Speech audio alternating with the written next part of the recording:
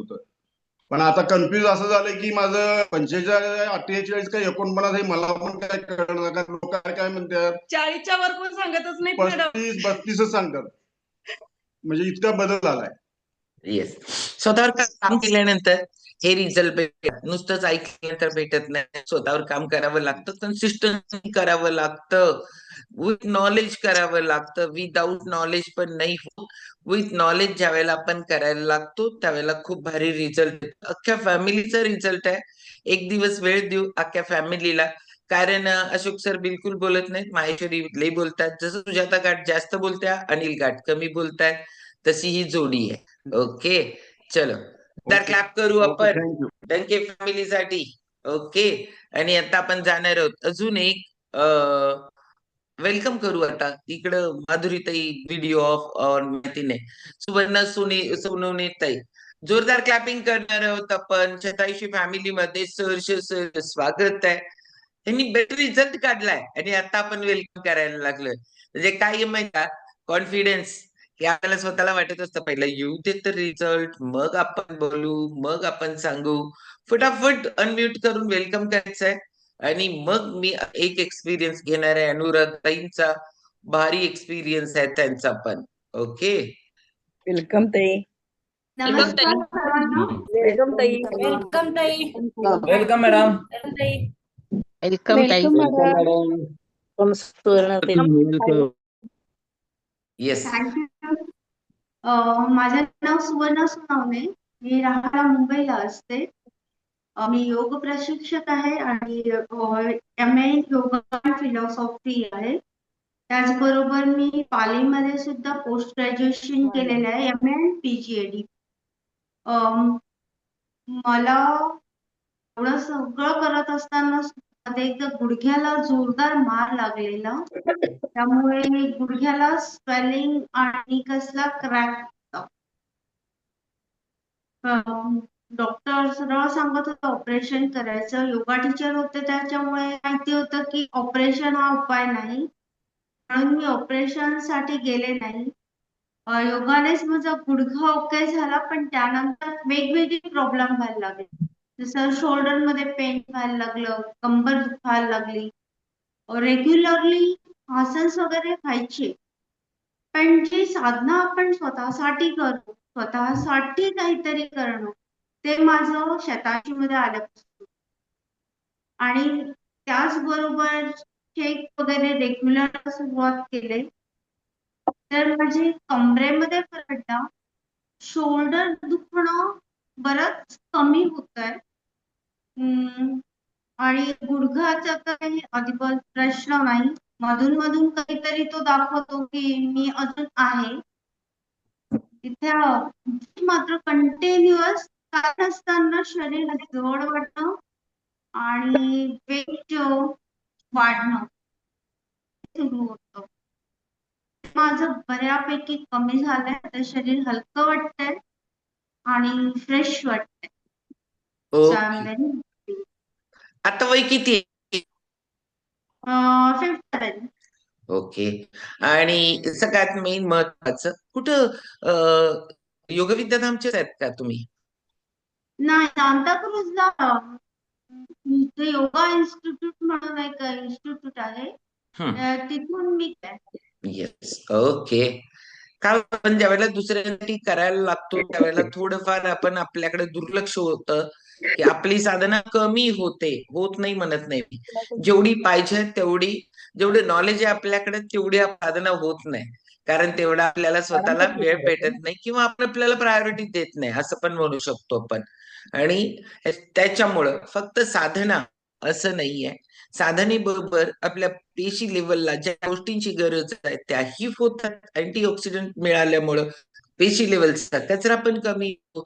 योग्य हालचाली, योग्य मार्गदर्शन आणि योग्य माइंडसेट, म्हणजे माइंडसेट होतो. स्वतः साधना करायला लागलो तर कॉन्सन्ट्रेशन होतं का? नाही होत, मन इकडे तिकडे जातं. पण ज्यावेळेला आपण एखाद्याच्या कमांड मध्ये करतो त्यावेळेला खूप भारी आपल्याला कॉन्सन्ट्रेट करता येतं, मनाची ताकद वाढवता येते, आणि तो रिझल्ट आहे सातत्याने. अजून किती वेट लॉस करायचा आहे? मला संपला वेट लॉस? नाही, मला आज केलं तर 66 आलं. 16 किलो तरी कमी झालं पाहिजे. ओके. हा हा, म्हणजे तेवढं आपण सातत्यानं वेट लॉस, फॅट लॉस हा कन्सेप्ट समजून घेऊन आपण स्वतःवर सातत्यानं काम करायला लागलो, भारी रिझल्ट भेटतात, एकदम क्लास. ओके. आणि ऍक्च्युली तुमचा रिझल्ट आता तुम्हाला जो अनुभवायला लागला तो किती दिवसापासून आहे तुम्ही? मी जवळजवळ महिना होऊन गेला आहे. ओके. 1 महिन्यामधला रिझल्ट? हा, आणि आता मॅरेथॉन मध्ये पार्टिसिपेट केलं आहे. येस. ओके. इथनं आता फटाफट होतं आणि नुसतंच होत नाही, तर आपल्याला अजून एक्स्ट्रा नॉलेज किती भेटतं बघा. म्हणजे आपल्याला आता मी माझं एक सांगते, मी योग पंडित आहे, योग प्राध्यापक आहे, माझ्याजवळ सगळंच नॉलेज आहे असं जर म्हणून बसलं तर होत नाही. कारण का की आपल्याकडे जेवढं आहे ना ते आयुष्यभर कलेक्ट करत गेलं तर आपण ज्ञान संपतच नाही घ्यायचं, आणि त्याची सुरुवात झाल्या खूप भारी फिलिंग असतील नंतर. ओके. चलो, जो क्लॅप करू आपण सुवर्णाताईसाठी. आणि आता आपण जाणार आहोत अनुराधाताईंच्याकडं, अनुराधाताईंच्या एक्सपिरियन्स साठी. कंटिन्यू अनुराधाताई. नमस्कार सगळ्यांना. मी अनुराधा पाटील. माझं गाव टाकळे आहे. मी व्यवसायाने प्राथमिक शिक्षिका आहे. मी या शतायुषी फॅमिलीला जॉईन झाले ती माझ्या शुगरसाठी. मला जवळजवळ 14 वर्ष शुगर होती. 3 वर्ष तर मी इन्शुलिन वर होते. दररोजचे 24 युनिट इन्शुलिन असायची.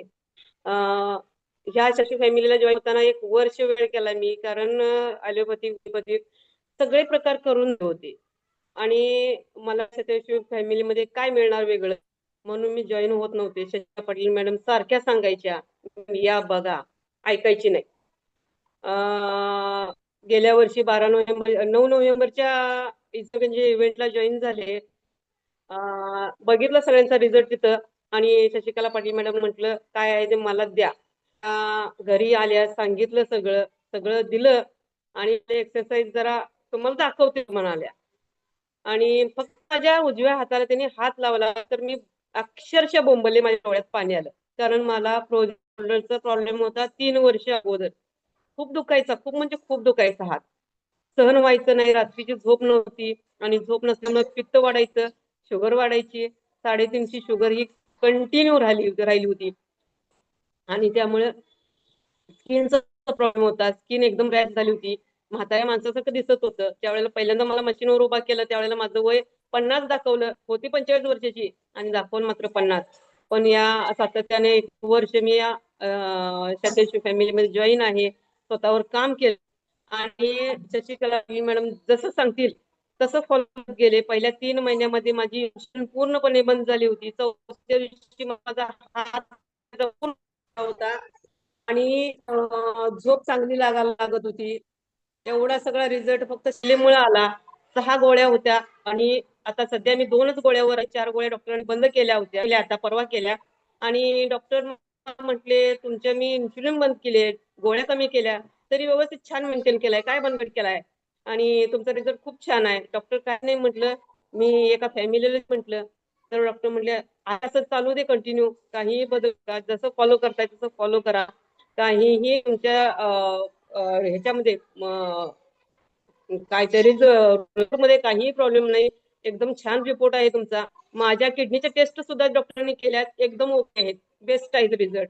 आणि डॉक्टर स्वतः म्हणतायत काहीही प्रॉब्लेम नाही, आणि 4 महिन्यामध्ये तुमची आता 2 गोळ्या राहिल्या त्या सुद्धा मी बंद करणार आहे, असं डॉक्टरांनी सुद्धा सांगितलेलं आहे. Thank you Shatayushi family, thank you very much. Okay. किती वर्षापासून डायबिटीस होता म्हटलं तुम्ही? 14 वर्ष. 14 वर्ष. ओके. 14 वर्ष, 24 मिनिट, 6 गोळ्या, म्हणजे आणि कंटिन्युअस 3 प्लस 350 साखर, म्हणजे काय हालत असेल शरीराची एवढ्या असून सुद्धा. आणि आता किती असते आता या 2 गोळ्या घेऊन? काय म्हणताय? आता या 2च गोळ्या घ्यायला लागलाय ना, तर आता किती असते रेग्युलर? आता 140च्या दरम्यान असते जेवल्यानंतर. ओके, मग नॉर्मल. नॉर्मल, आणि जेवायच्या आधी 98, 95, 98 असते. ओके. व्यवस्थित चेकअप करत राहताय? हो, कंटिन्यू 8 दिवसांनी एकदा चेकअप करते मी. हा कंटिन्यू. कारण का की डॉक्टरांनी सांगितलं की मी आणि पुढच्या 2-3 महिन्यामध्ये गोळ्या बंद करणार आहेत. कारण का की सातत्यानं स्वतःवर काम केलं तर, जर काम नाही केलं तर कसं होणार. त्यामुळे यांनी स्वतःवर काम करायला लागलेत. खूप लोकांना स्वतः आजूबाजूच्या लोकांना मदत करायला लागलेत. कारण एवढा क्लास रिझल्ट आल्यानंतर तो दिसतो ना लोकांना, यांची स्किन खूप भारी झाल्या, म्हणजे स्किनवर भारी ग्लो आलाय. आणि सगळ्यात त्यांच्यातला आनंद सांगू काय, जो हात लावल्यावर वर उचलल्यावर जर त्यांना तोंडावर हात घ्यावं इतक्या वेदना होत असतील तर आता मस्तपैकी मंदिरची घंटी वाजवत आहेत. मला ओके. स्वतःचे आणि केस ते सुद्धा विंचरायला येत नव्हते. देवळातली घंटी जेव्हा वाजवली पहिल्यांदा हात वर गेला तेव्हा शशिकला पाटील मॅडमला पहिला फोन केला होता मी. मॅडम मला घंटी वाजवता आली. खूप चालतं. खूप म्हणजे लहान मुलांना जसं मुलांना कसं आनंद होतो ना, तसा आनंद मला त्या दिवशी झाला होता. आणि हा फक्त आनंद शतवर्षी फॅमिली म्हणतोय, बाकी कशामुळे मिळत नाही असं मी नाही 100% सांगू शकते. कशामुळे मी तुम्हाला सांगू का? तुमच्यामुळं तुमचं प्रारब्ध चांगलं आहे, तुम्हाला करायला भाव झाले आणि मग वर्षानं का होईना आपल्याला करायचे भाव झाले.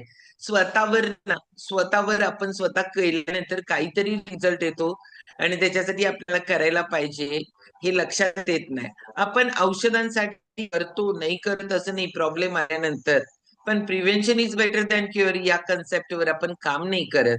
बिघडण्याच्या आधी आपण आपल्याला महत्व द्यायला पाहिजे. बिघडण्याच्या आधी शरीराच्या माध्यमातून सगळ्या गोष्टी साध्य करता येतात, पण त्या शरीरासाठी काय करावं लागतं हे सोडून बाकी सगळ्या गोष्टी भौतिक याच्या पाठीमागे इतकं लागतो ना. माझ्या शरीराला ज्याच्या माध्यमातून हे सगळं मिळवायचं आहे, ज्याच्या माध्यमातून हे सगळं उपभोगायचं आहे आणि त्याच्यासाठीच दुर्लक्ष आहे.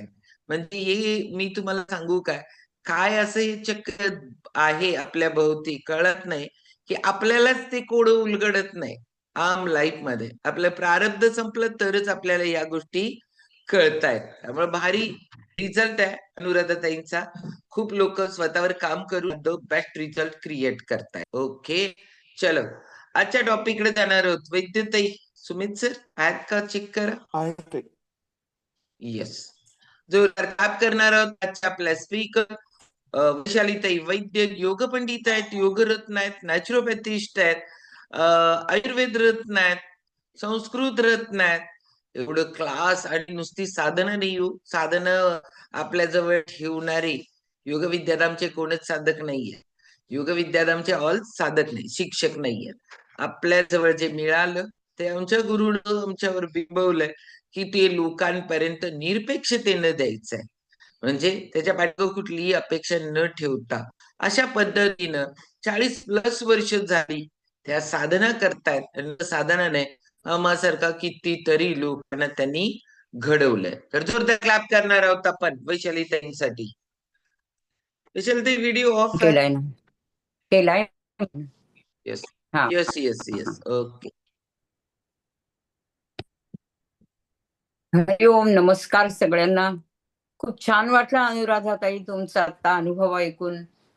खूपच सुंदर. अगदी म्हणजे स्किनचा वगैरे रिझल्ट ना सगळ्यांना खूप हवा असतो, अगदी हवासा असतो आणि ते दिसलं ना त्यामुळे खूप छान. आणि तो दिसतो ना प्रत्यक्ष. वजन तर आहेच आहे, मस्तपैकी वजन पण कमी केलंय.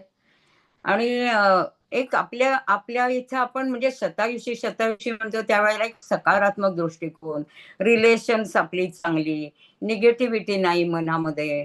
आणि आपण श्रद्धेने आणि पूर्ण विश्वासाने आणि स्वतः ठरवून जेव्हा करतो, सुजाताताई म्हणतात तसं की तुमचं प्रारब्ध आहे, तुम्ही केलं म्हणून ते झालं, तर तेच आपण स्वतः मनावर घेतलं तर निश्चितपणाने ह्या गोष्टी होतात हे आपल्याला लक्षात येतं. मग याच्यामध्ये ना ताणतणाव जे निरनिराळ्या गोष्टींमधनं निर्माण होतात ना, त्यामध्ये असं आहे. वैशालीताई म्यूट काढा. ऑल म्यूट टाकलं. हा हा हा हा जेव्हा आपल्या मनामध्ये खूप खूप सारे ताणतणाव असतात त्यावेळेला आणखीन जे असतं अशा प्रकारचा अगदी रिलेशन मध्ये वगैरे म्हणजे काही गरजच नाही खरं तर, पण तरी सुद्धा होतं. अशाच एक आजी आहेत आणि त्या आजींबद्दल आपण बघूया की त्या आल्या एकाने त्या बरेच दिवस एका त्यांच्या ओळखीच्या आणि नेहमी नेहमी बरोबर ओळख व्हायची किंवा भेट व्हायची अशांच्याकडे खूप दिवसांनी आल्या. त्याबरोबर त्या म्हणल्या, "हो किती वर्षे भेटताय आजी, कशी आहे तुमची तब्येत आणि ही कोण तुमच्या बरोबर?" आता तुम्हीच पहा की त्या म्हणाल्या, "कशी आहे माझी तब्येत आणि ही माझी मोठी नातसून आहे." तब्येत तुमची छान दिसते, बरी दिसते, वजन कमी झालंय थोडं. गोळ्या चालू आहेत का बीपी आणि थायरॉइडच्या होत्या तुम्हाला त्या? नाही, ते बंद केल्यात. अहो बंद केल्या? मनाने बंद करायच्या नसतात बरं का, बीपीच्या थायरॉइडच्या गोळ्या. अहो मी नाही बंद केल्या, डॉक्टरांनीच बंद केल्याय. मागच्याच 10-12 वर्षांपासून कोणतीच गोळी मला आता चालू नाहीये. साधं तर सर्दी तापाच्या गोळीचं सुद्धा काम नाही पण. इतका कोरोना आला ना तरी माझी तब्येत मस्त राहिली. आजी अगदी हसत हसत बोलल्या. वाह! मस्तच की. पण असं काय जमलं हे सगळं? देवाचीच कृपा. त्यानेच वाट दाखवली आणि आनंदाचं गाव गवसलं. आपण आता म्हणतोय ना, शतायुषीची वाट गवसली. तर तीच आरोग्याची वाट गवसायला लागते आणि तशी त्यांना गवसली. ती गवसली ती आपल्या स्वतःचा दृष्टिकोन बदलला, मन बदललं म्हणजे मनामधनं बघण्याचा जो दृष्टिकोन आहे सुनांकडे म्हणा, मुलांकडे म्हणा किंवा इतर कुणाहीकडे बघण्याचा तो बराचसा निगेटिव्ह होता. आणि त्यामुळे त्या निगेटिव्हिटीने सगळी रिलेशन्स त्यांची बिघडत होती. त्यामुळे त्या म्हणाल्या आनंदाचं गाव गवसलं. म्हणजे अहो 14-15 वर्ष झाली की नाही आपल्याला भेटून? हो, त्यापेक्षाही जास्तच झाले असतील कदाचित. तुमच्या लेकी, सुना भेटत असतात मधून-मधून. दरवेळी तुमची आठवण येते त्या भेटल्या की. हो, सांगतात ना त्या मला, की तुम्ही भेटा म्हणून. बरं हे सगळं जमलं कसं? तुमचं वजनही जास्त होतं, 2 प्रकारच्या गोळ्या तर नियमित होत्याच, पण तब्येतीची बारीक-सारीक कुरबुरही तुमची रोजच असायची. असं आठवतंय मला तुम्ही सांगायच्या, भेटायचो तेव्हा. काही नाही तर तुम्हाला थकल्यासारखं तरी वाटायचंच. हे तर नेहमीच सांगायच्या तुम्ही. हो अहो, खरंच तेव्हा तसंच वाटायचं मला. शारीरिक तक्रारी होत्याच, सोबत मनही सतत अस्वस्थ, चिडचिड, चिडचिड व्हायची. हो ना, आता 15 वर्षानंतर उलट तब्येत अगदी छान आहे. तेव्हाची चेहऱ्यावरची तुमची उदासी पण कमी दिसते आहे. तर बघा हे सगळं आपण अनुभव घेतोच आपल्यापैकी बरेच जण. आणि काय जादू आहे मला पण सांगा. मग आपण सांगतो की नाही तुम्ही शतायुषीला या, ऐका. तसं त्या म्हणाल्या, की मला 3 मुलं, 2 मुली, सगळ्यांची लग्न झालेली, नातवंड झालेली, दोघांना 3 लेकरं, तिघांना 2-2 लेकरं. असं भरलं गोकुळ आमचं घर म्हणजे. हो, तुम्ही सगळे एकत्र गुण्यागोविंदाने राहताय हां. याही जमान्यात. नाही हो नाही, आता नाही. तेव्हा राहायचो आम्ही. नातवंड मोठी व्हायला लागली, तसं मुलांच्या लुटूपुटीच्या भांडणात त्यांच्या त्यांच्या आयांची दखल वाढली. आणि मग काय घरातलं वातावरण तंगच राहायला लागलं. यांचा स्वभाव आधीच तापट, रागीट, पोटची मुलंही त्रागा करायची. तर कधी आपल्याला धुसफूस करायला, आपसात धुसफूस करायला लागले सगळे. हां, सोपं नसतं सोबत राहणं तेही खरंय. मग त्या म्हणाल्या आणि छोट्या गोष्टींना कुठं छोटंच राहू दिलं ना, तर काहीच अवघड नाही. आणि ते मला कळलं हो ऐकून, की अरे हे नाही, हे बरोबर नाही. हा छोटासा प्रसंग मनावर घेतला आणि मोठा केला आपण, की सगळं कसं अवघड होऊन जातं. मी समजावलं सगळ्यांना. त्यांना म्हटलं शांत राहायला सांगितलं, पण मी इतका चूप बसू? म्हणून तिघीच ना बोलतच सुटायच्या. दिवसभर वाद चालायचे घरात. नेमकं तेव्हाच यांना शुगर, बीपी, थायरॉइड गोळ्या चालू झाल्या. अच्छा. मग एक दिवस माझा मी स्विच केला आणि मला वाटायला की काय हो मन घट्ट करून मी सगळ्यांना एक दिवशी बसले होते सगळे आणि सगळ्यांना म्हणता आपण सगळ्यांनी वेगळं राहायचं. कुणीच काही बोलेल. आम्ही दोघं तर वेगळं राहणार. मी माझा निर्णय सांगून दिले. अहो तुम्ही वेगळं कसं राहाल? आमच्या कुणाहीकडे राहा, थोरला बोलला. नाही पटलं तर त्यापेक्षा नकोच आणि महिने वाटून तर नकोच नको. सगळे आपापले राहा. 4 घास सुखाने खा म्हणाल्या. मग एकाची 4 घरं झाली. भरलं गोकुळ विखुरलं खरं तर. खूप वेदना झाल्या तशा मनाला. दोघांचे आजार बळावलेले. त्या दिवसात तर रोजच काही ना काहीतरी दुखायचं. 53, 54 वय असेल त्यावेळेला, पण असं देवानं उचलावं आता. जगण्यात काही उल्हास उत्साह राहिला नव्हता. हा, पण आता किती वय, आता 70, तेव्हा थकायचे पण आता अजून सगळं करते. अहो आश्चर्यच आहे. तर म्हणे कसं तरी दिवस ढकलणं चालू होतं, दोघांचं काम ते किती असणार, पण मग कंटाळाही यायचा, बोलावंसंही वाटायचं नाही.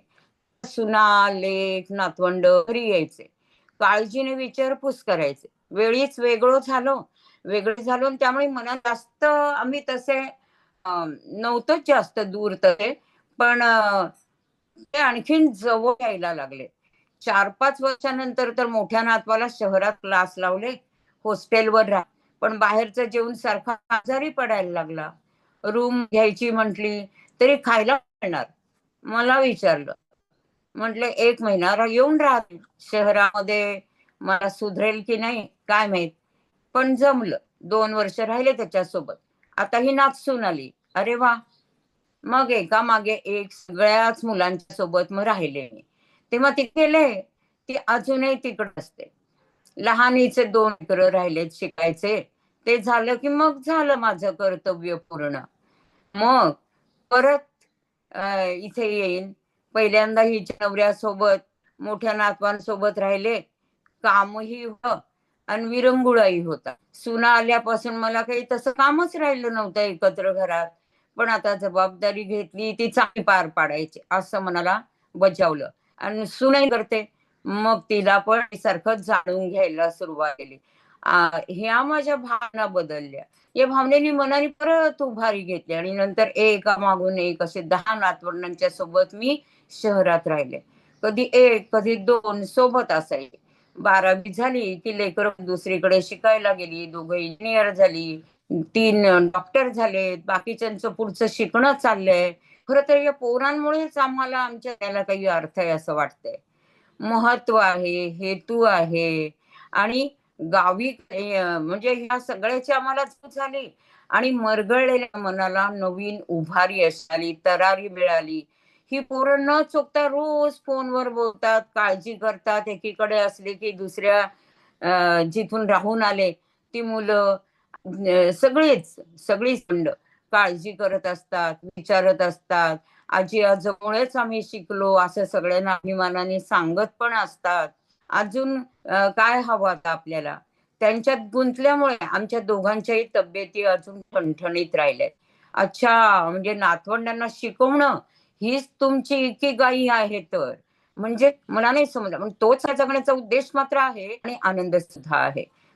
तर म्हणतेय देवाने साथ दिली तर हिच्या बाळासोबत पण राहील मी नातसुनेच्या. जी कौतुकाने नातसुनेकडे बघत बोलली आणि सून झक्कास लागली.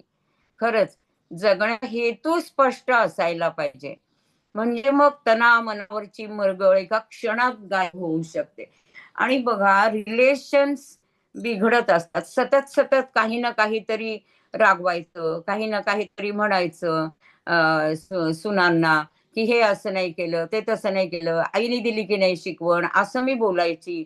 त्या आपापसात कुजबुजत असायच्या, पण समोर बोलू शकत नव्हत्या. पण एक मनामध्ये एकमेकांबद्दल तेढ निर्माण व्हायला लागलेलीच होती. पण if you know the why you can live any how. जर आपल्याला कळलं की कसं जगायचं तर आपण कशाही प्रकारे उत्तम प्रकारे जमवून घेऊन जगायला लागतो. Find out the why in your beautiful life and live more happily. हे जर आपण केलं ना तर निश्चितपणाने आपल्याला यांच्यासारखंच अगदी खूप छान आनंदी राहता येईल. त्यामुळे रिलेशन आपली सांभाळूया. त्यासाठी काय मार्ग करायचा घरातली परिस्थिती बघून तो आपल्याला काढण्याचा विचार करूया आणि आपण खूप छान पैकी असंच आनंदी हॅपी न थकणारे एनर्जेटिक उत्साही असे राहूया. हरिओम. चलो जोरदार क्लॅपिंग करू वैशालीताईंसाठी. केवढा भारी. खरंच ना, आपण आपल्याच घरातल्या लोकांच्या बरोबर राहत असतो आणि प्रत्येकाच्यातल्या कमतरता काढत असतो. काही ना काही तुम्हाला पाहिजे असं सगळेजण वागतील अशी आपण अपेक्षा करत असतो, पण त्यांना कसं पाहिजे तसं आपण आपल्यामध्ये बदल करण्याचा कधीच प्रयत्न करत नसतो. रिकामच जर बसाल ना तर हे सगळे विचार डोकीत येतात आणि ऑलवेज कामात असाल ना काहीच डोक्यात येत नाही. त्यामुळे आपण आपल्याला कुठल्या गोष्टीमध्ये व्यस्त ठेवायचं हे जर आपल्याला जर काहीतरी विषय दिला तर त्या विषयांमध्ये तुम्ही व्यस्त असू शकता. माझ्याजवळ काहीच विषय नाहीये आणि मी व्यस्त कसं असणार? मग त्याच्यामुळे मी म्हंटल आम्ही जपानला गेलो होतो आणि स्वतः समाजासाठी वेळ द्यायला त्यांनी काढला होता. खरंच घरात बसल्यानंतर किती डोकीला त्रास होईल आणि तोच जर दुसऱ्यांसाठी आपण दिला, समाजासाठी दिला तर किती फरक होईल. आत्मिक उन्नतीसाठी जर आपण आपल्याला वेळ दिला तरी पण किती भारी होईल. त्यामुळं आपण आपल्याला ऑलवेज व्यस्त ठेवा. कुठलंही काम छोटं नसतं, मोठं नसतं. काम करत असतानाचा इगो हा खूप बाजूला ठेवायचा असतो. काम करत राहा. कामामध्ये राहिला ना तर खूप लोकांना असं वाटतं आयुष्यभर काम केलंय, आता पण करायचंच का? हो, आता पण करावं लागणार आहे. आपल्याला कायम व्यस्त राहावं लागणार आहे. काम बदलू शकतं ताकदीनुसार, पण काम हे करत राहावं लागणार आहे. या आजीबाईंनी स्वतःला नातवांमध्ये गुंतवल्या, त्यांच्या विषयामध्ये त्या रमल्या आणि सगळे चॅलेंजेस गेले की नाही. आणि आपण आपला नाही विचार करायचा. आपण हा विचार करा की आजूबाजू लोकांच्या मुळे आपलं बिघडत आणि आपल्यामुळं त्यांचं बिघडतं. एकाने चिडचिड चालू केली की दुसरा त्याच्या आदळआपट चालू करतो. ताकद नसली चिडचिड करायची तर आदळआपट चालू होते. दुसऱ्यांचं बोलणं चालू झालं, आदळआपट चालू झाली की आपलं. आणि चॅलेंज येऊन गाठतात, 1,00,000% गाठतात. म्हणजे आज वैद्यताईंनी जी स्टोरी सांगितली ना, ही प्रत्येकाला रिलेट होत आहे, प्रत्येकाला. कारण का की शेडेजरांचे टॉपिक ऐकल्यानंतर आपल्याला लक्षात येतं की हार्मोन्स कसे रिलीज होतात, ते फॅट कसे कलेक्ट करतात आणि मग प्रॉब्लेम्स आपल्या ऑर्गन्सवर त्याचा इम्पॅक्ट कसा पडतो. आणि मग लक्षात येतं तब्येत बिघडल्यानंतर परिस्थितीची, एकदा एखाद्या व्यक्तीची घरातल्याची तब्येत बिघडली ना, थोडस परिस्थितीमध्ये चेंज होतो, तुमच्या मानसिकतेमध्ये चेंज होतो, लगेच त्या व्यक्तीकडे बघण्याचा दृष्टिकोन बदलतो. आणि हे तुम्हाला नंतर करण्यापेक्षा आपण सगळे या कॉलवरचे खूप सुज्ञ आहात, मॅच्युअर आहात, ज्ञानी आहात, तर आपल्याकडे सुरुवात पहिल्यांदा करायची. म्हणजे आपण सुरुवात करताना ना आपण ऐकलंय तर आपल्यापासून करायची.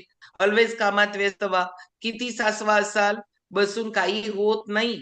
बसल्यानंतर आपल्याला वाटतं आतापर्यंत मी खूप केलंय, आता नाही करायला पाहिजे, करू देत सुना. पण त्यांनाच जर आपण हातभार लावायला लागलो, आपल्याकडे बघण्याचा दृष्टिकोन बदलतो. आम्ही खूप केलंय, त्यावेळेला साधनं नव्हती बहुतेक, त्यावेळेला आम्हाला खूप करायला लागलं, मग आता करू देत, त्यांच्या हातात काय सगळ्याच गोष्टी आहेत. नाही, तुम्ही ऑलवेज ऑलवेज ऑलवेज प्रत्येक ऑर्गन, प्रत्येक हालचाली ह्या तुम्ही करत राहिला ना तर हेल्थ खूप चांगली राहते. कोण काय म्हणतं विचार नका करू. म्हणजे माझी आई इतकं करते, माझी काकी नेहमी आम्हाला म्हणत असते की किती करत्या, कशाला पाहिजे, आता बसायला पाहिजे, करतात की सुना. आम्ही जरी म्हणतोय नाही नाही करायलाच पाहिजे, कारण जेवढं जमतं तेवढं करा. आणि वैद्यताईंनी बोधकथा सांगितली ना, वैद्यताई या प्रत्येक रोल मध्ये आहेत. मला लगेच लक्षात आलं की वैद्यताई स्वतःच्या नातवांची किती काळजी करतात. त्या नातवाला स्कूलला, आपल्या रविवारच्या बोधकथेच्या वेळेला ना हो. वैद्यताई काही वेळेला त्याला पोचवायला गेलेले असतात आणि 2 मिनिटं मी इकडे एक्सपिरियन्स ज्यादा घेते, त्यावेळेला वैद्यताई अजून पोचायचे असतात. म्हणजे या गोष्टी आहेत ना, त्याच्यासाठी आई वडील आजकाल जॉब करायला लागलेत. आई वडील मुलांचं काय तर कुणाच्या लोकांवर सुटण्यापेक्षा आपण थोडा वेळ दिला, पण रमलो, आपला टाइम खूप क्लास जातो. आणि ही प्रत्येकांच्या परिस्थितीमध्ये ह्या गोष्टी असतात. रिलेशन्स जपावे लागतात. रिलेशन्स जपण्यासाठी कोणीतरी पुढाकार घ्यावा लागतो आणि तो आपल्यापासून स्टार्ट करावा लागतो. उद्याला खूप भारी व्याख्यान आहे, हार्ट हेल्थ. खूप लोक, प्रत्येक व्यक्तीला हार्ट आहे बरं का, आणि ते बिघडल्यावरच काम नाही करायचं. तुम्हाला वाटेल की अरे कुणाला सांगायचं, तुम्हाला आज ज्या व्यक्तीला हार्ट आहे असं वाटतंय त्या व्यक्तीला बोला. कारण का की लोक दुसरी हुडकूच का, ज्या व्यक्तीला हृदय आहे त्या व्यक्तीला भेटायचं. मग तुम्ही म्हणा ते हृदय आहे हे जाणीव झाली तर नाही आहे त्याला बोला. कारण का की खूप लोक हृदयापासून बोलतात ना, त्या लोक आपल्याला वाटतंय की अरे ह्यालाच हृदय आहे. नाही, सगळ्यांना हे एकच आहे. त्यामुळे बाकीचे अवयव 2 दिलेत पण हृदय एक दिलंय, त्याची काळजी घ्यायला पाहिजे. आणि आजकाल हे चॅलेंजेस खूप कमी वयामध्ये लोकांना यायला लागलेत. आपण फक्त व्याख्यान ऐकायला बोलवायला लागलो, खूप लोकांपर्यंत लिंक पोहोचू. कारण का की सहजासहजी मानत नाहीत. तुम्ही पण बघितलं ना अनुराधाताई, 1 वर्ष 24 युनिट डायबिटीज म्हणजे इन्शुलिन, 6 गोळ्या, स्वतःचा हात हालत नाही, एनर्जी लेवल डाऊन, चिडचिड घरात चालू, तरी पण बदलायला तयार नाहीत. 1 वर्ष लावलं आणि आपण म्हणतो 4 वेळा सांगितलं त्याला, 8 वेळा सांगितलं त्याला, 10 वेळा सांगितलं त्याला. 365 दिवस सांगा, आपल्याकडे अनुराधाताई आहेत तशा. 365 दिवस सांगितल्यानंतर त्या आल्या. मला 90 दिवसानंतर मी आले. पद्मजा मॅडम तर मी तुम्हाला सांगते 365 आणि 180 चला बेरीज. मग ते आलेत. काही लोक लई असतात. आपण सांगू त्यांना. त्यामुळे आपल्याला सातत्याने सांगावं लागेल. आपण दमतो की अरे किती वेळा सांगायचं ह्यासनी. लई वेळा ऐकत नाहीत. ऐकायला भाग पाडावं लागतं. मग त्यामुळं आपण एकदा त्याला वाटायला पाहिजे किती सांगायल्यात एकदा ऐकून तर बघू असं वाटायला पाहिजे. एवढं वेळा सांगू. आता आपण जाणार आहोत वेट लॉस मॅरेथॉनच्या फ्लायरकडे.